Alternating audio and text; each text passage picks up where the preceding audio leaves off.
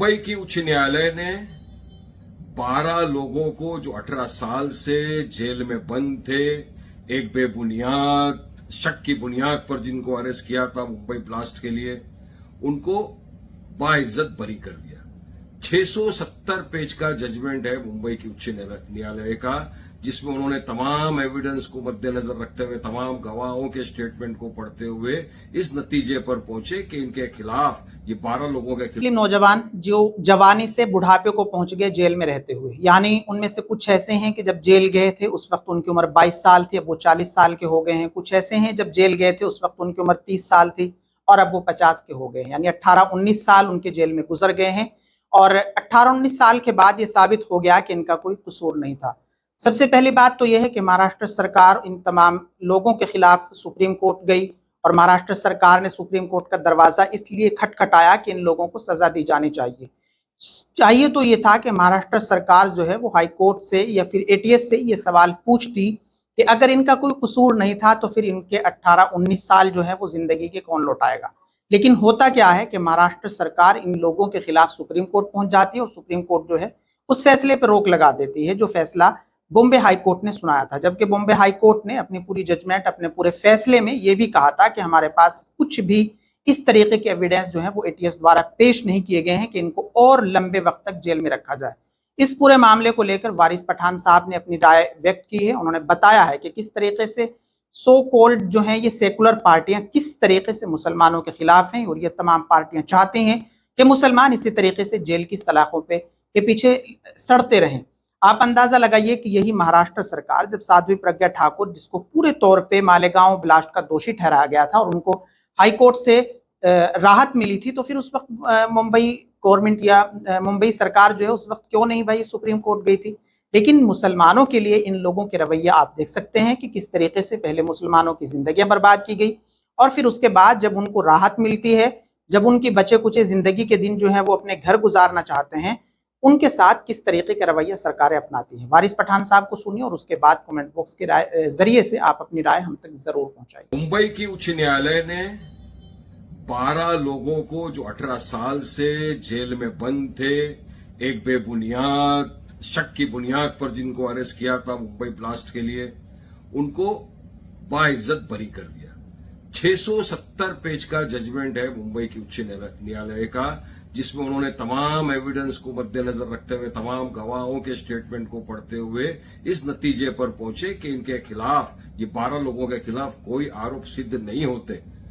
यहां तक कि जो कन्फेशन था, कन्फेशन भी हाईकोर्ट ने यह माना कि टॉर्चर के जरिए, फोर्स कोर्जन के जरिए लिया गया, उसकी भी मान्यता नहीं दी, अर्थात इन तमाम को 12 लोगों को बाइज्जत बरी कर दिया मुंबई की हाई कोर्ट ने।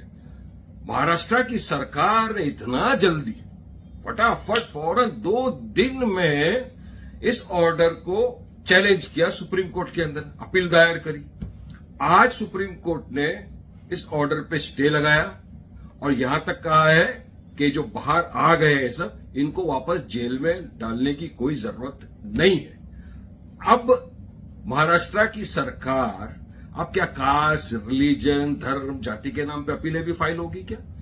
मुसलमान थे, अब फौरी तौर पर चले गए उनके खिलाफ अपील में। क्या इसी तरह से आप दूसरे रिलीजन वालों के खिलाफ भी जाओगे? मैं तो लॉयर हूं, मैं देखा हूं इतने साल से कितनी बार तो अपील भी फाइल नहीं किया आपने, क्या ही नहीं। क्या अभी मालेगांव का ब्लास्ट का वर्डिक्ट आएगा, जो भी आएगा, क्या आप उसके खिलाफ अपील में जाओगे? मक्का मस्जिद का जो 2008 का था उसमें तो आपने अपील भी नहीं फाइल किया सरकार ने। तो इतनी घाई क्यों एक ही समुदाय वालों के खिलाफ क्यों करना? देखिए, आतंकवाद के खिलाफ हम थे, हैं, रहेंगे। हमने हमेशा से आतंकवाद की हर गतिविधि का खंडन किया था, करते करते रहेंगे। आतंकवाद का खात्मा होना बहुत जरूरी है, लेकिन सेलेक्टिविज्म नहीं होना चाहिए।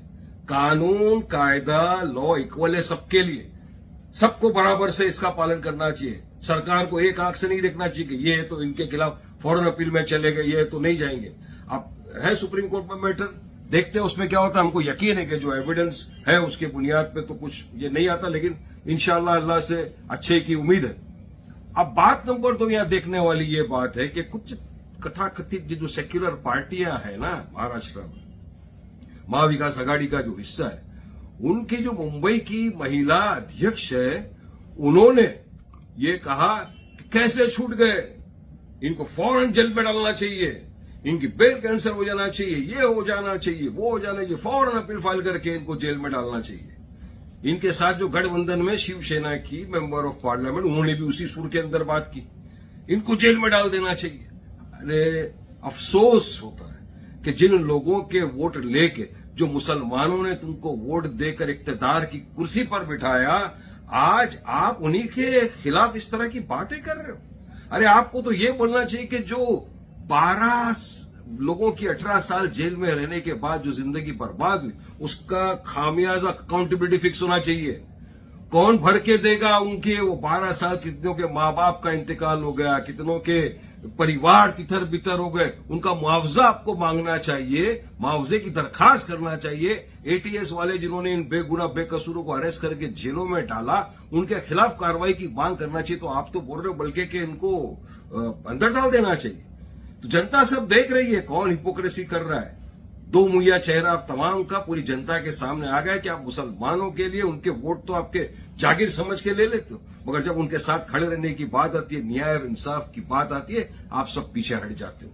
इसका जवाब आपको जनता जरूर दे।